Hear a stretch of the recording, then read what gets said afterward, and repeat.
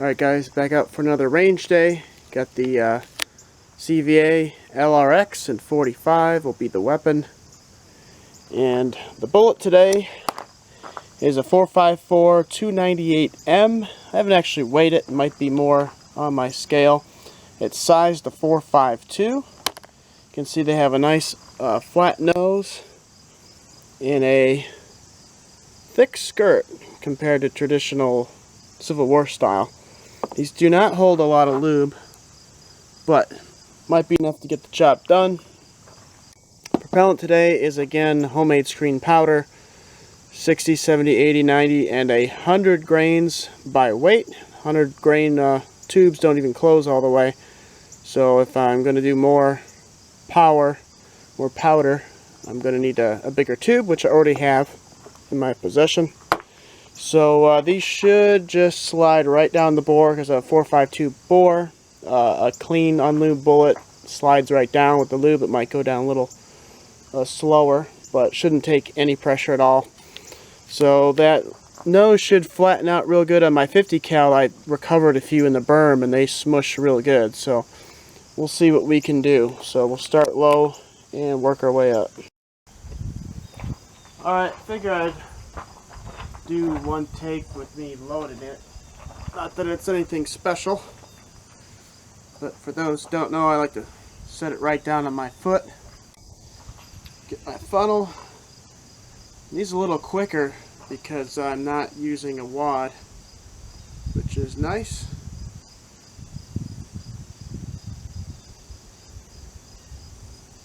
This funnel probably cost me 50 cents. You can buy them for $30 from the muzzle loading companies.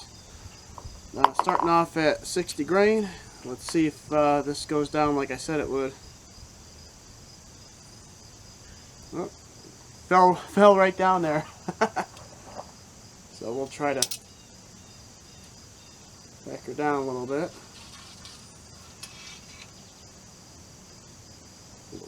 A little pressure. That went down so easy. I do have a 453 die on order.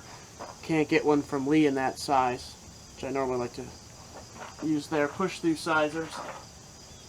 So I had to order an NOE kit and a die, but nothing to it. Nice quick shooting. Let's see what happens. Alright, got my cold bore shot on paper. It's technically shot number 2. First shot was 1071 feet per second. And using 60 grains of homemade screened black powder using willow charcoal. I did adjust the scope a little bit. I don't want to do too much because I was really happy with the way those 500 grain bullets shot.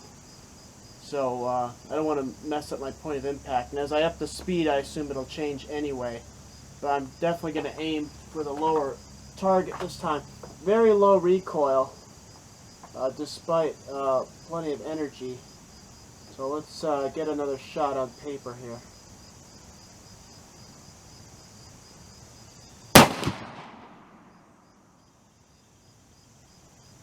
So yeah, pretty high, but I'll put a group together. That was 1084 feet per second, so pretty consistent. I'll put a string and I'll show you the group. Just giving you a close-up shot. I am getting lube around the ring of the barrel here, the crown I guess you could call it, which is a good sign. I'm probably going to keep the mini balls at 452 because even now it's not falling down like that first one did. I can push it down easily with finger pressure, but there's a lot more resistance. I'm not swabbing between shots, just trying to keep it more realistic here. But I'm going to push this one down and then we'll look at the chronograph and then look at the paper. Alright, look at this speed here. You'll see I start high, well actually in reverse, I start low and get higher. As the barrel fouls, the bullet fits tighter and I get more velocity. So my last shot was 1125, 1126, 1084, 1057, that was my first shot. And my average is 1098. Let's look at the group. Alright, my cold bore shot, I was aiming here, I hit here. Now if you remember with my previous test, I was shooting about here. so I was able to go over and down a little bit anyway.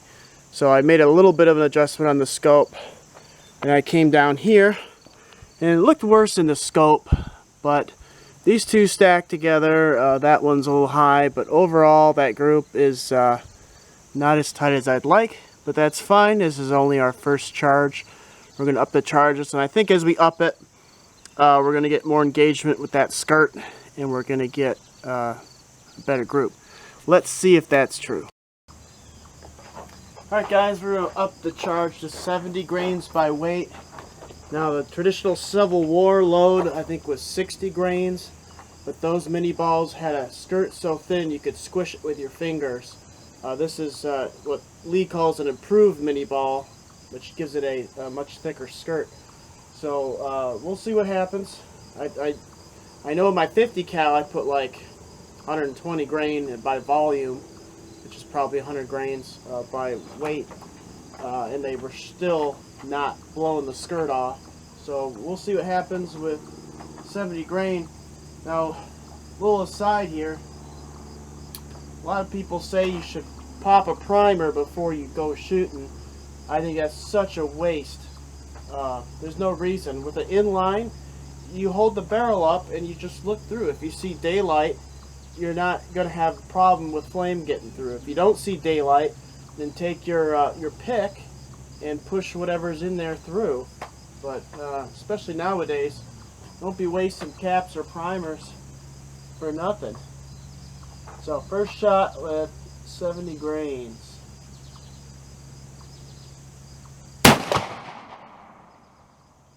Well, point of impact shifted right a couple inches. Let's see if they all go that way. And we're at about 1169 feet per second. And I did do my first cleaning. I just ran the brush through and then I ran one patch through. So the balls were going down. They weren't falling down like on the first shot, but they were going down easier. So let me put a string together and I'll give you all the data.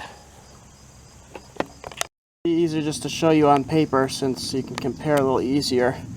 Our speeds were 1178, 1189, 1169, and then averaged 1178. So we went up from 1098 to 1178. So I don't know, 80 feet per second we gained by adding 10 grains of powder.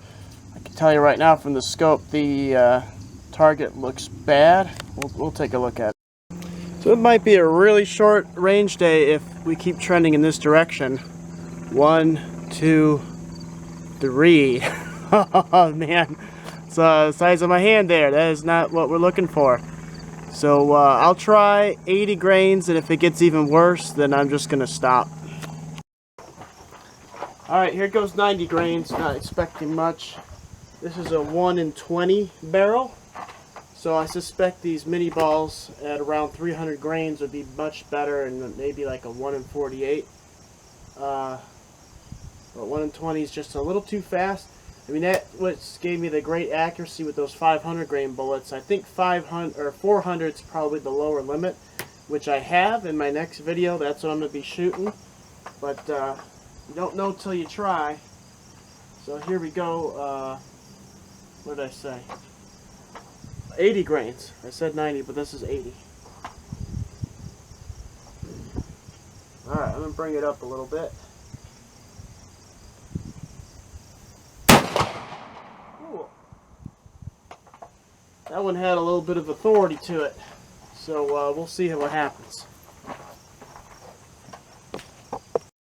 Alright, speeds, just so you know, at 80 grains, we're doing 1266, 1242, 1171. This is my first up, so again we're gaining velocity as the barrel gets dirtier with an average of 1226. So we gained on 70 grains. 1178 we gained on 60. What I'm going to try to do is I'm going to show you how bad this is. It's just going from bad to worse. I'm going to try to use some volumetric measuring. I only brought my pre-made charges with me, but I'm going to put these in the old powder measure by volume. I'm going to try to get it down to maybe 900 feet per second and see if we don't go in a better direction. But I'll show you the target just for for your information. So at 80 grains, I can't even make a circle. So first shot was here. I was aiming here. It's like, oh, that's not too bad. Second shot was down here. Third shot was way up here. So we're doing like a 2-foot group at 80 grains. So obviously something's going on here. It's not tumbling. Still clean holes. I don't know if that's just too much for that skirt to handle, or it's wobbling in the air probably. I don't know. But that's definitely not good.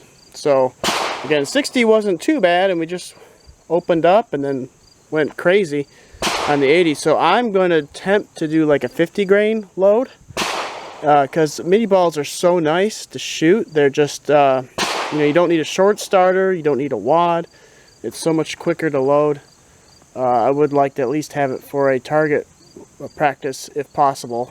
So let's see if I can do it. It's really not that accurate when I do it by volume, especially with my screen powder. But I'll do my best just to make the best of the day. Otherwise, I gotta head home.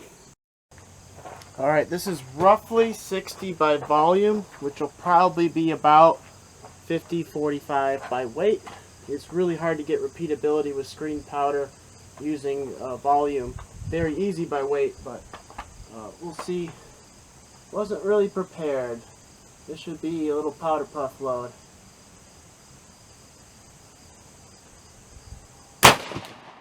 Oh, jeez. Alright, that wasn't quite enough.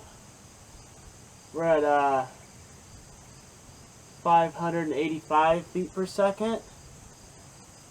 I can tell we're tumbling at that speed. So it's not engaging the rifling. So I'm going to add a little bit more, and this is just an experiment. I'll show you what's going on later. Alright, just show you, I was able to use my volumetric measuring tool to get around where I wanted, which is in the 900 range. It's 945, 976, 909. That first one was when I was way low at 585. That's the one that tumbled, and I'll show you that in a second. Alright, so that low speed one didn't tumble, it just ripped the paper weird. But you can still see a clean hole. That was the under 600 FPS. I was aiming here. And then the next three at 900 were here, here, and here. So awful. Looks like the winner is the first load, the 60 grains at about 1100 feet per second. Gave us the tightest group. If you go higher, you open up. You go higher, you open up to the basically your shotgun pattern.